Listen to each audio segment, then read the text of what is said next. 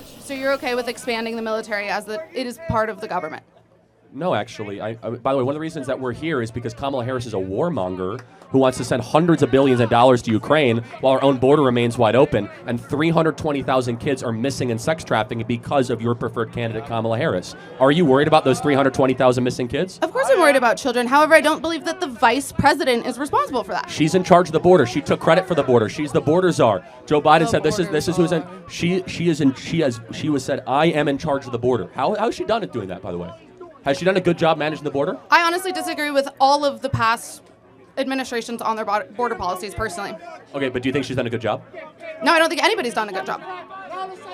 Do you want However, more? there was Okay. an incredible, very strict border bill that went into the Senate and was voted down because Donald Trump himself wanted it to be a voting issue. It's BS. And No, there's literally quotes. There's literally quotes of people saying it. So I don't want to spend too much time on this, but let me ask you, how many people would have been allowed to cross the border every day in the bill? Tell me.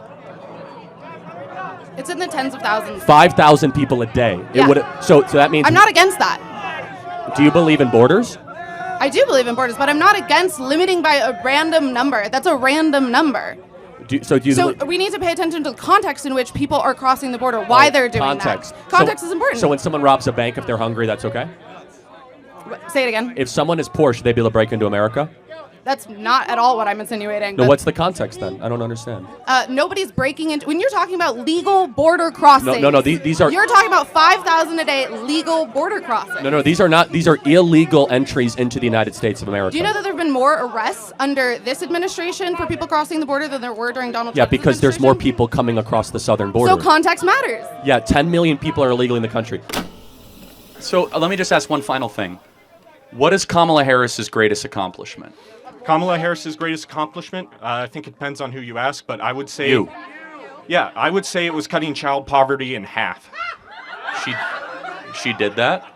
The Biden administration, her and Biden did that, yes. And that was... How did she do that? So, the child tax credit, basically from COVID... Oh, you mean the one from the Trump tax cut? It's not from the Trump tax cut. Yeah, it is actually. No.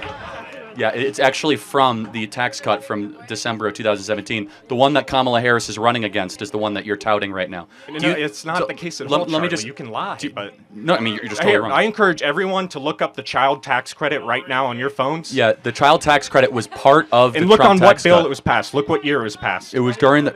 Yeah, it was 2017, literally. Donald Trump expanded the child tax cut credit in 2017. So earlier, I heard you call Washington a den of thieves, which I fully agree with, keep in mind. I'm going to preface that immediately. Don't agree with Democrats. However, I want to know from you, and I want to get your opinion on, why is Donald Trump any different from all the other thieves that are in Washington right now, looting and pillaging the earnings of the working class? It's a good question. First of all, he cut your taxes.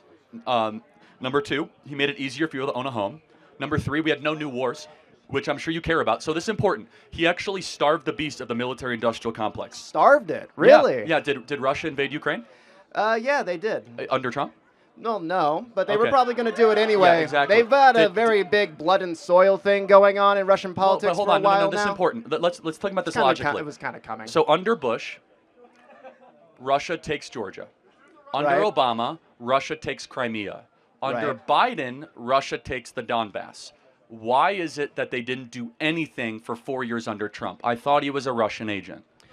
Well, I don't agree that he's a Russian agent. No, for sure. I'm just being sarcastic, saying, why is it for 4 years Russia stopped all of their incursions when under Bush, Obama, and Biden, it was a all-you-can-eat buffet in the Russian hemisphere? Probably something relating to Russian politics. I'm not sure. I'm Okay, not no, but this well-versed is on the point, subject. is that the answer is that Trump was a peace president, unlike the den of thieves that are currently running this country. I don't know if I would call a peace president someone who drops a Moab to kill terrorists in... Where was it? It was ISIS, I believe, right? He just dropped a Moab on that mother...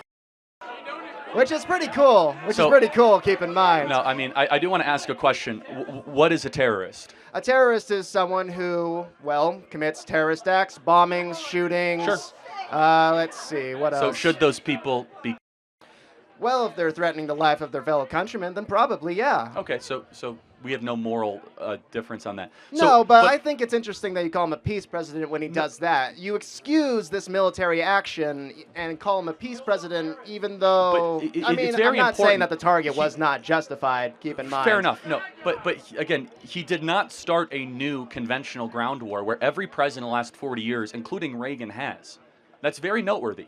And so you asked the question, what makes Trump different? I'll tell you one thing, which I think is important. If Trump was like all the rest of them, they would not have impeached him twice, indicted him 4 times, and he would not have to survive the assassination attempts that he has. There's something different about Trump because he threatens to expose and uproot the entire cabal and the cartel that has been making everybody in this audience poorer and them richer. The same cabal that allowed him to become a billionaire? Well, him becoming a billionaire was building great hotels and buildings. Not right, off of a loan from his father. Right, yeah, okay. It's also, this is interesting. People criticize the loan. If I gave you $1 million, could you turn it into $5 billion? Probably not.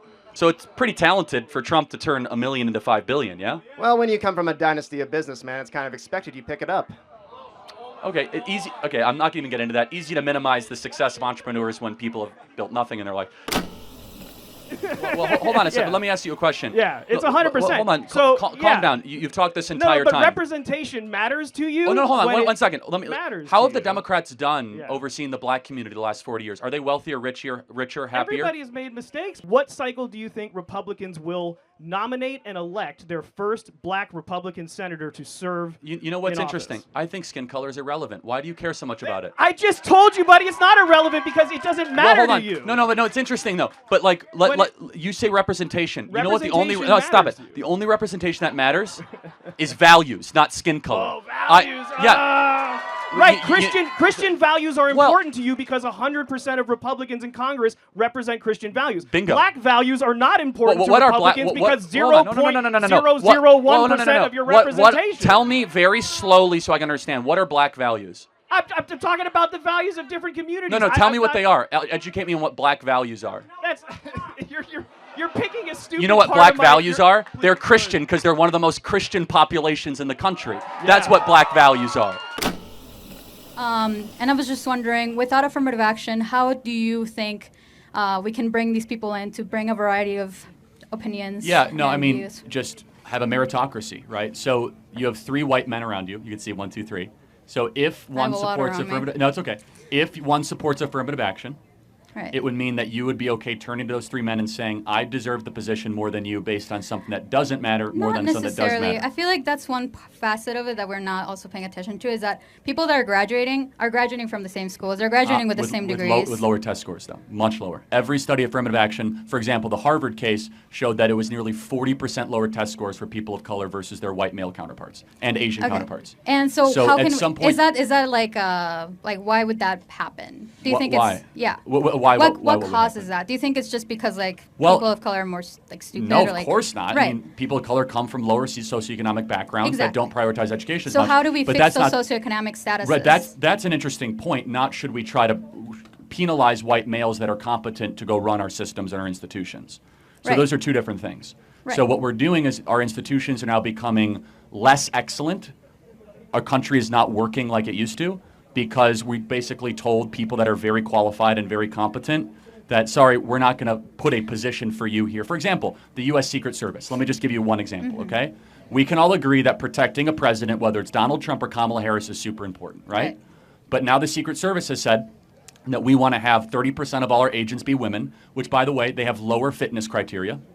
So they have less pull-ups, less push-ups, slower mile time. that's something that's due to like your Hold on. genetics. Exactly. Yeah. No. Right. But this is affirmative action, right? And so therefore, when there's like fields like I don't think that's a But good. One second. I just don't think that's a good example because like women will never be as strong as men, at least Got it. genetically. So that's an interesting So I question. think it should be something that's will women, more like will women be endologically based. Will women be as good at engineering as men, person for person? Not necessarily, but Okay. Well, then how is that different than the Secret Service example? well, the problem is that Because for the male mind is wired different than the female mind. By the way, men will never be as good. Hold on, I'll prove it to you. Men will never be as good at counseling or psychology sessions as women. Men will never be good at nursing or elementary school education as women.